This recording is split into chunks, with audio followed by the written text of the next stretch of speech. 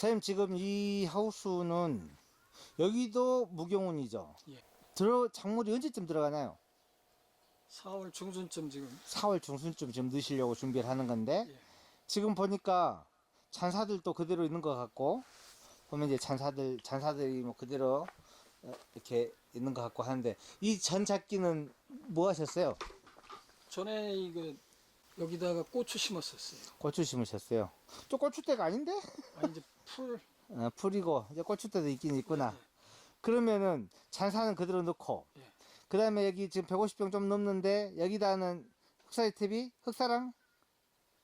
예, 흑사랑. 흑사랑 몇 포, 여기도 몇 포? 여기도 한 12폼 했을 거예요. 여기도 12포 정도 들어갔고, 그 다음에 이제 관리기로 꼬랑 한번 쫙 쳐 올렸고요. 예. 지금 보니까 이미 지금 관주를 하셨는데, 지금 미생물 관주를 하신 거죠? 예. 지금 이게 몇 번째예요? 두 번째 했어요. 두 번째 관주한 거예요? 예, 예. 그러면 이렇게 퇴비는 언제 뿌리셨어요? 그 2월 초에 뿌렸는데. 2월 초에 뿌리시고. 그러면 이거 지금 4월에 작물 들어간다고 그랬잖아요. 예, 예. 4월에 뭐 심으실 거예요? 여기다 미니 파프리카 심을. 미니 파프리카.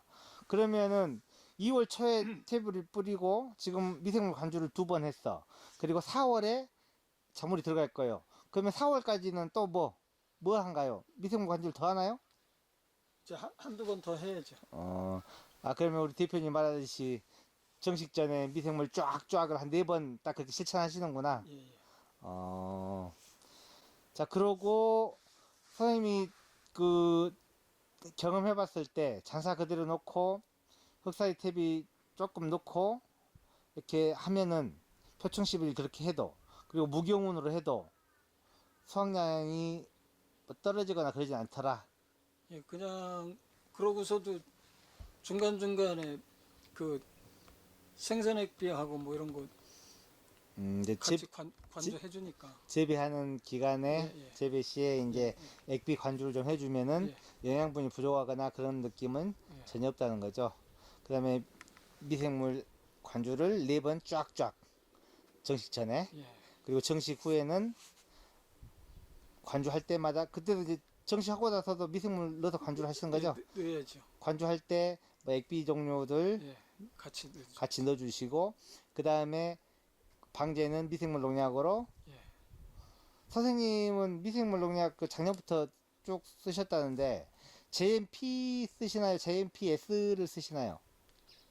주로 이제 JMP 쓰고 응. 가끔 S도 같이 쓰고 그러죠. 그러면 좀 이렇게 더워서 심해지거나 할 때, 예. 그때는 S를 쓰고 요항을 넣고, 그 전에는 일반적으로는 JMP만 해도 큰 문제 없이 가던가요? 예, 예. 지금 또 바깥에 저 만들어 놓은 거 JMP잖아요. 예. 저 만들어 놓으면은 한 통, 500짜리 한 통 만들어 놓으면 보통 얼마 써요? 한 달은 쓰는 것 같아요. 한번 만들어 놓고 한 달. 미생물은 일주일 주기로 배양을 하셔가지고 계속 관주를 넣어주고, 그 다음에 한 번씩, 한 달에 한 번씩은 저걸 가지고 JMP를 만들고. 선생님, 그 농사가 좀 많이 편해지셨겠네요? 이제 편하게 해야죠. 나이도 있고 그런데. 그럼 선생님이 지금 자담식으로 농사를 지으면서 제일 좋은 게 뭐예요? 우선 비용 적게 들어가고. 비용 적게 들어간다. 돈 들어갈 일이 없다. 예, 예. 그리고 이제 뭐 여러 가지 복잡하게 생각할 거 없잖아요. 그냥 좀 모든 걸 심플하게 생각하니까 편해져요, 마음이. 지금 둘 다 지금 미생물 배양 중이시죠? 예, 예, 예. 근데 보니까 선생님이 지금 같은 조건에서 같이 만들었다고 그랬잖아요. 예, 예. 그런데 한번 이제 들어봐 주실래요? 지금 20시간이 좀 넘었는데 여기는 아직 약하고, 그 다음에 여기는 거의 많이 됐어요.